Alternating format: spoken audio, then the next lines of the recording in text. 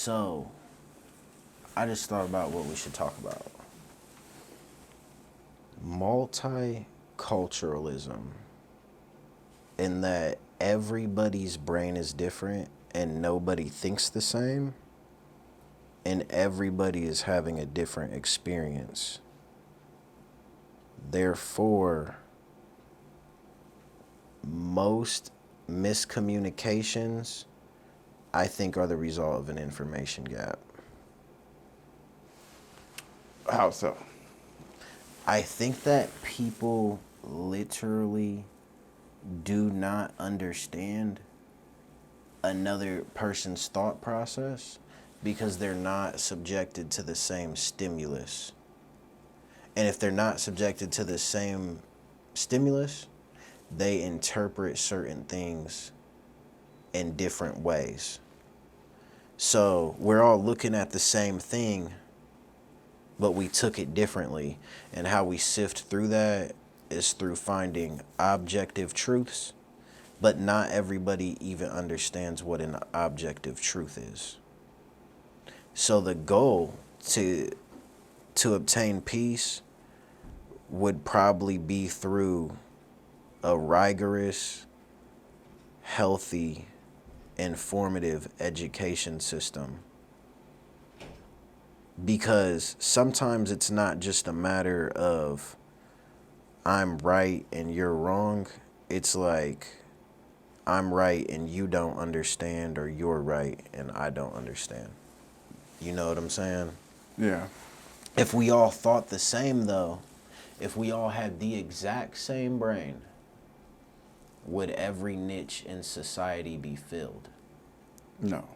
It wouldn't.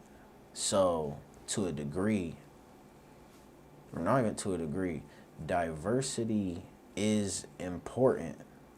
But what we don't want is thoughts diverging to the point where we can no longer work together peacefully. So there has to be common ground. You know, there has to be a common identity somewhere. But we can't expect for everyone to be the same. That's true. I just feel like you're right about the education system, but it'll never, as long as, let's put it like this, the nature of government is one of control. So Yeah. it's not necessarily in the government's best interest, to have everyone educated to where they can think for themselves. That's why you see this, the Marxists who run the schools, that's why you see them going off of, there's a lot of postmodernism, like, where, like, there's no such thing as subjective truth as well. And then also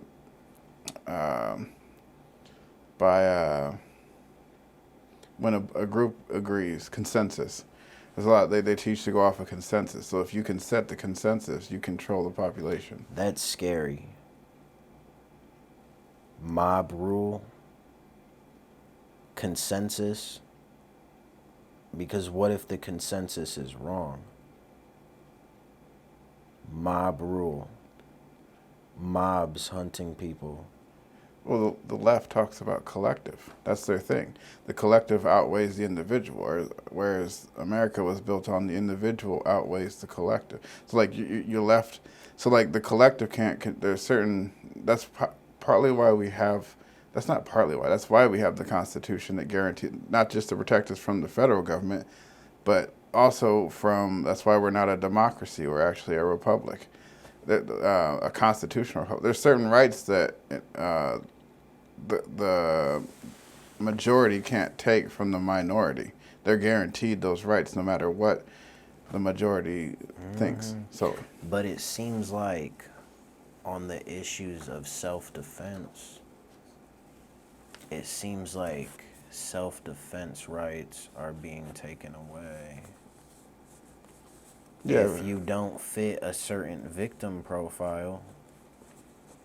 that's true. And, like, the reason why self-defense is often being taken away Even though in a lot of states it's actually been expanded and there's a lot more protections, but at the same time we see this also, like, with red flag laws and stuff like that. The thing about it is that since the core doctrine of the Second Amendment is to protect ourselves from a tyrannical government and to be able to overthrow it, it's in the government's best interest to, regulate weapons, regulate who can have them, and then eventually, if they can, do away with it, because then they get complete power. Then when they control then the parents can't really argue when they control the education program You or know what's scary? system. Education. Yeah. On a micro level, I don't feel like I've ever been to escape people who seek to gain power. So as micro systems build into macro systems, these macro systems want to achieve power. Every organism seeks to dominate its environment. So if that means there will always be a bigger system threatening to oppress us, that is very scary. But we see it. We see it. We see nations like China, and most people just just don't even pay attention. If that's one of the things that the founders realized too, is that okay, so here's a good thing. I was listening to Jordan Peterson. He's always got like good nuggets. So he was talking about chaos and order, and he talks about how if there's too much order, then it's bad. It becomes, if there's too much chaos, then it's bad. Then you have to walk that fine line whether you have the right balance of both. And that's what I believe the founders were trying to do. Because if you allow the people to have weapons to be able to overthrow the weapon or the government, but then the government has these enumerated powers that they have. You have this balance of and there's certain areas that the government can't touch or shouldn't be able to touch. But the school system has eroded that in our kids, like the sense of freedom and liberty and what it really means to be free. And they've kind of pushed them to where they just look to the government for everything. And they want to be handed everything. Yep, they feel entitled. But we don't have the technology to do that yet. That's true. Or maybe we do, but we don't have the logistics to implement it. I have a weird feeling that they don't want us to implement it. Like it's whoever they are, like the rich and powerful. But see, when people, you got to be specific when you talk about the rich and powerful. I'm not talking about small business owners. I'm not even talking about like millionaires. We're talking about like the 1% of the 1%, the people who run everything. It's almost as if like they're like California. There's this documentary on California. I'll send it to you.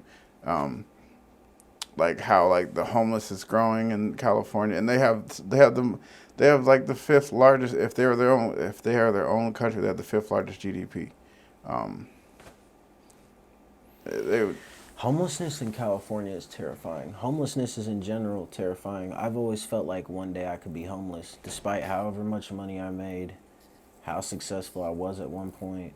I always felt like one day I might, go homeless. Yeah, that's the barbarians at the gate. They're always at the gate. Mm-hmm. You always have to strive. You always have to fight. It's always a fight. Mm-hmm. Like, peace is just that moment before the fight. You get that brief. I have serious questions. Like, what would it take to obtain peace? Would we need for every nation in the world to be a democracy or republic? No. What would we need? On our own, how do we achieve peace? Basically, we get to the point where we can implant stuff in people's brains to make them do it. That's terrifying. That's about it. As long as you have free will, there's always going to be. But can we mitigate the conflict or make it organized into like sports? You get the girl if you win in the sport. You win. Everywhere where there's violence, could it be replaced with a manly, masculine sport? I mean, because not everybody wants to do it because they want. It's not just about winning. So they'd rather get beat up and robbed? Sometimes people would rather rob and beat people up. But would they rather get beat up and robbed than play a sport and lose? I mean, but that depends on if you're the guy that's going to get beat up or robbed or the guy who's going to rob. Well, I mean, are you going to be the guy who wins the sport? You know, I mean, It's perspective. I mean, if I got the upper hand, of course I'm going to be like, yeah, I'd rather rob. But if I'm on the bottom, I'm going to be like, oh, why don't we play a sport? I mean, I get what you're saying. a sport's more civilized than, you know, crushing somebody's head or shooting it until it pops like a melon. You said what? The Olympics. I think yeah. before World War II, we were in the Olympics and but we still went to war. Like, it didn't matter. Would you say the average sports player is more masculine than the average thug? No. You don't think so? Maybe. Driven, maybe. I think they just focus it in a different way. I mean, there's a lot of lazy ass thugs too. So it just depends. The ones that aren't lazy. It's just a question of, well, is this the best society has to offer in terms of safety and peace?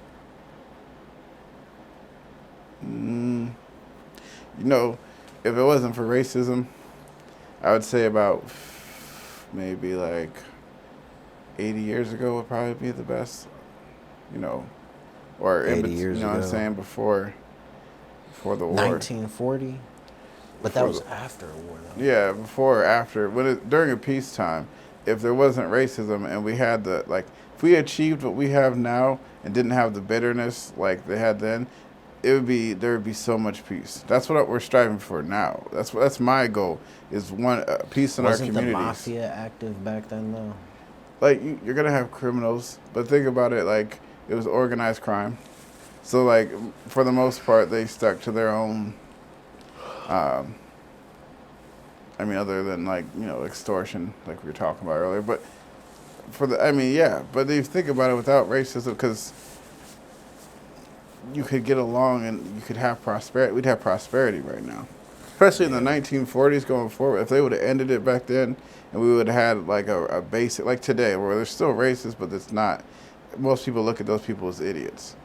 But going forward from there, because we were already on the way up, so it wouldn't matter. We'd be just as rich as white people. You know what I'm saying? It had the same balance, as the families would not be falling apart. Like, but we have what we could, the funny thing is, we have the equality today, but we have so much bitterness that now it's going the other way. And so there's no, it's just like a constant struggle. Yep. And eventually what happened is, you know, white people will get tired of it and then they'll start pushing back. And then, I mean, we might have a war, but whoever wins is going to be more tyrannical than, think about it, whoever wins that war and makes the others submit. I hope things would never come to a race war. But if it did, I'd probably go somewhere reclusive and just bow out of the entire thing. You know? Yeah. What's the point of... Where do you go in a nation at war? I don't know. That's what's scary. That's what I think too is what nation would accept American refugees?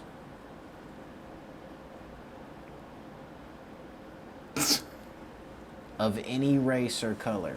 It depends on your political affiliation. Yeah. Or does it though? Or do they just not like Americans in general? That's probably possible as well. Do they, when America does something, do they see it as we're all the same? You know? Kind of like how black and white is an issue with blacks and whites. When Americans do any sort of maneuver on the global playing field, do they hate all of us for it? They hate our government, but by, you know, implication, that's part of us. we choose our leaders. They do what they do, and then by de facto, a lot of times they blame us, but they might not. You just never know. I can't speak, but I could tell you that, you know, when people blow up, walk in and drive through a bunch of crowd of people who had nothing to do with it, and say it's for because that country did this or this and that. It seems like they're judging people on a collective. Ooh, dude.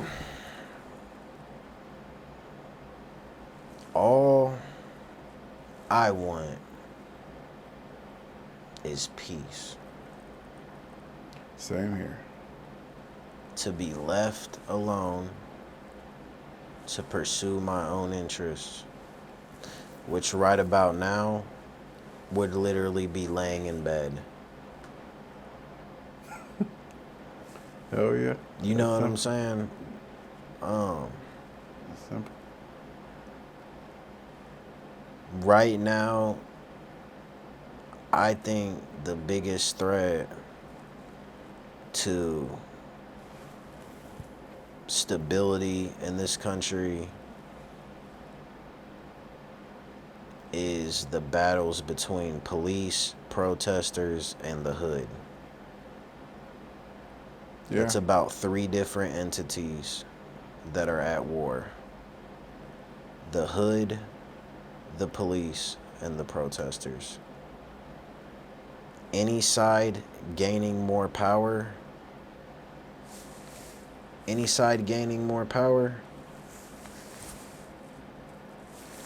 it's bad. It's bad. Like, if you look at, so those three, it's funny how that works because the police are gonna, at the end of the day, the police are gonna get a free reign after this.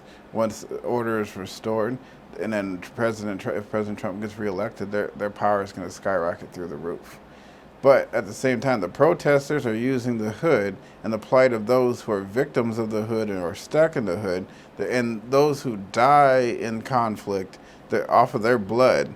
A lot of those white Antifa members, a lot of the BLM, which are majority white in some places, and other places it's just a bunch of thugs. Some of them are like rich black kids and rich white kids who never lived in the hood. You know what I'm saying? Like, they haven't even like touched the outskirts, but their parents taught them that they were black, even though they probably, they got pulled over, got a ticket, and they drove a Benz. Like, no one gave a fuck, no one cared. You know what I'm saying? Like, but you see how they're using the hood, and then the hood in itself is just, it just create, not only does it create victims, but it feeds off of victims. You're either a predator or a victim, and Yep. it feeds off of that. Yup, predator or victim. And it starts at an early age, which is what I'm gonna write about, Oh, so your book. writing about. Yeah, so that's right, because your book, touches upon that, like it's how you go from like little kids and how it gets stuck and how it progresses. Yeah, you want to plug your book?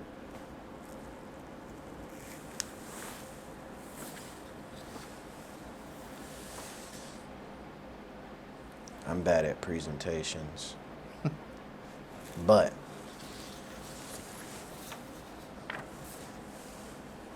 we can begin here. Ominous gang of drug dealers led by an ominous person. This is no role model at all. He has a chainsaw. You can guess how it's going to be deployed.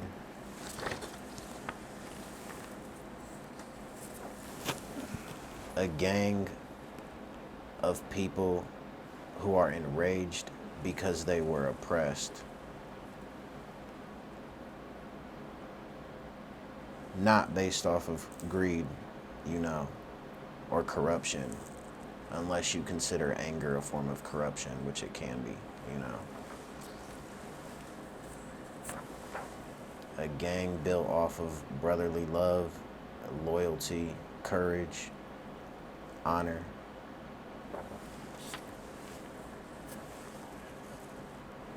a gang built off of robbery and thievery.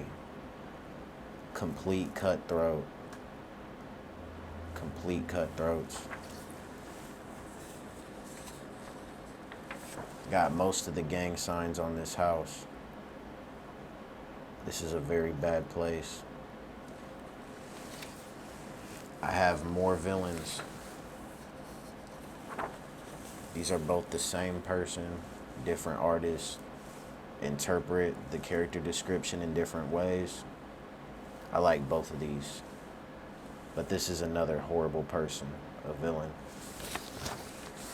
Then we got this same villain in the middle. Sisters. And the rest of this was supposed to be something else, but the artist usually makes Street Fighter art, and the whole thing came out looking like Street Fighter. So it's a pretty cool poster to have, but it's not really accurate, for the universe. And then, other than that, for my media company, I wanted to promote prosperity and technology and adventure. So that's why I have a few of these other miscellaneous artworks. I think we should go into the space one, because the symbolism in it is, it's pretty deep. This one, Yeah, Garveyism. yeah.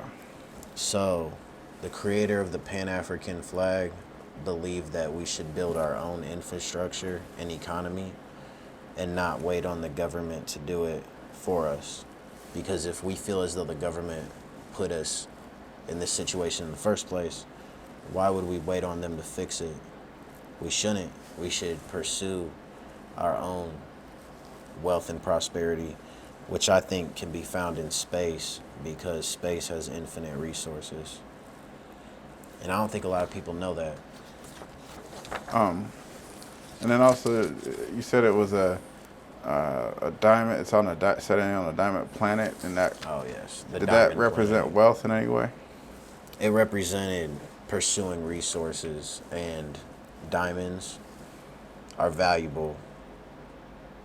I would never buy a diamond, but obviously other people do. And there's planets that have more diamonds on them than the entire Earth has rocks.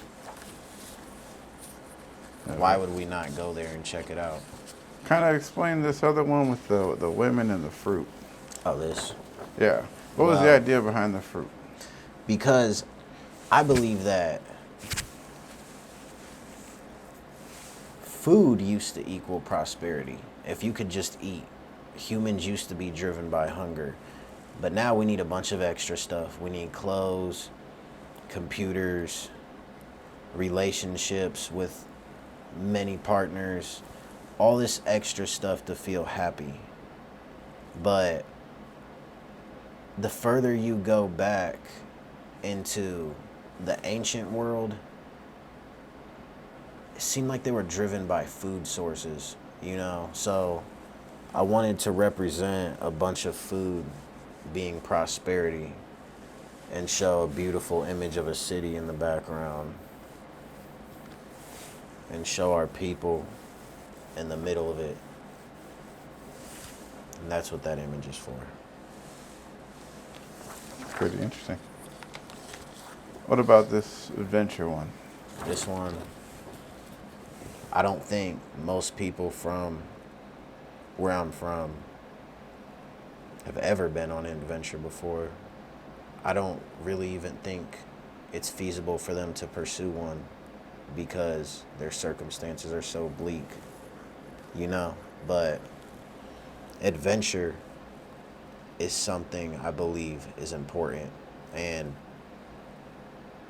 can be found one day, hopefully, for everyone.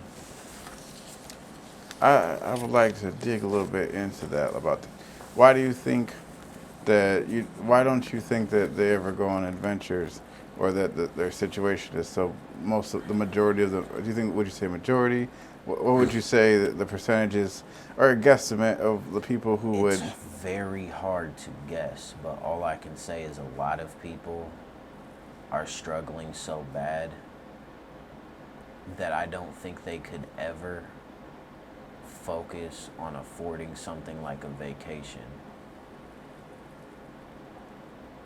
So people really need to ask themselves, have you ever been on a real vacation? You know? And for a lot of people, the answer like there's a lot of people who would say yes, but they don't understand. They don't quite get the difference between like some of the sides of town that we grew up on, some of the sides of town, what I mean, like where people come from. So they kind of, for them, they grew up, they had vacations, but to fathom that someone is like broke, you know what I'm saying? Like I know Broke, what broke. broke is, because like when it's raining, you got to put pots and pans out, you know what I'm saying? Or your refrigerator's almost empty, you know. Eat noodles for supper. Hell yeah. Like, Shop at Aldi's and have a $40 budget to feed you for the week. frozen pizzas, like the 4 for $1 or whatever, or Yeah. or yeah, 4 or 5 for $1, something like, or whatever, 3 for $5. That's what it'd be like. Yeah, something. Single mother who has to work nearly every single day. Yeah. So as just to be able to afford to pay the bills.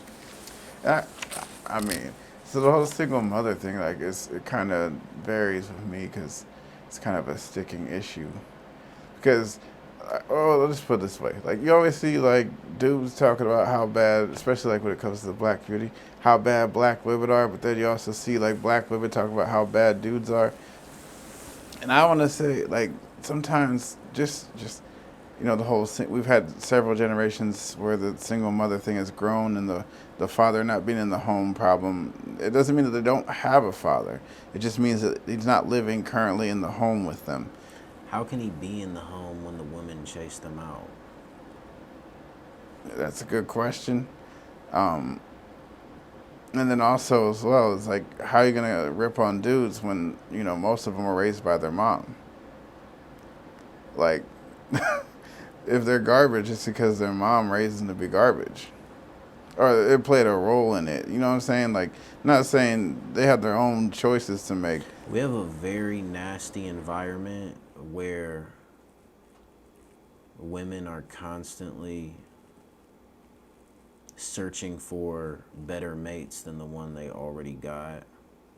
And a guy with more money or more social media followers who is cooler,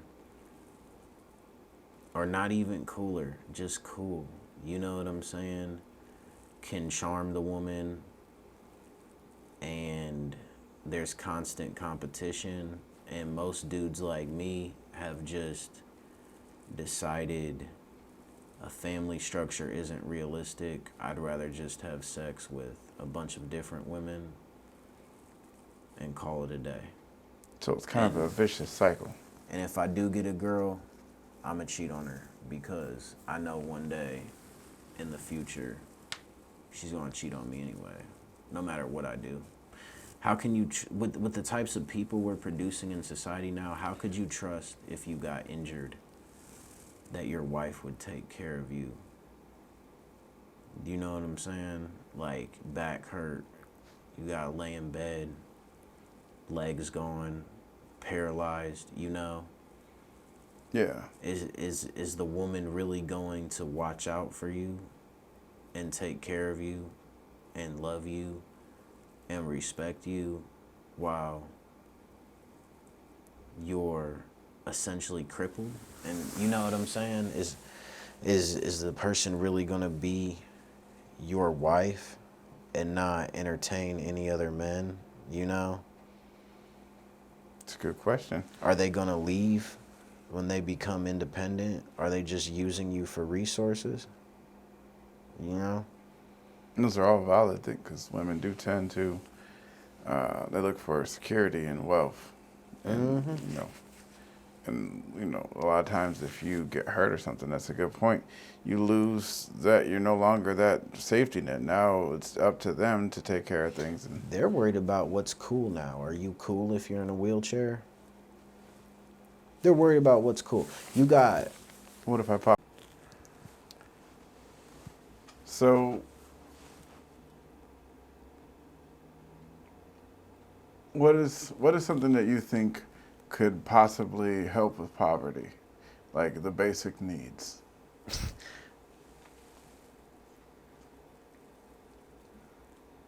Across the globe or in America? If you could engineer something and set it up, like what would you, in your mind, what do you picture would be the answer, or one of the answers that'd help?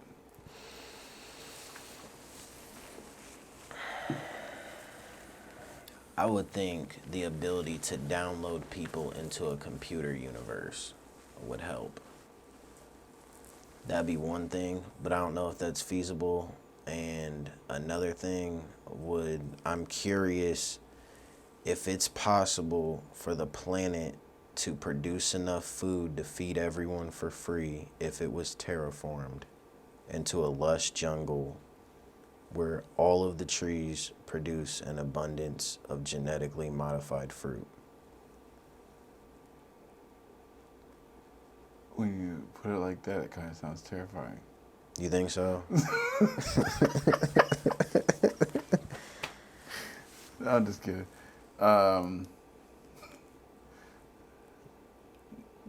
Yeah, I mean, and that kind of, I know that some states, they actually grow food along, like, they grow these trees, orange trees, apple trees, things like that, and that way the poor have something to eat, or anyone can just grab off the tree and eat, some fruit. And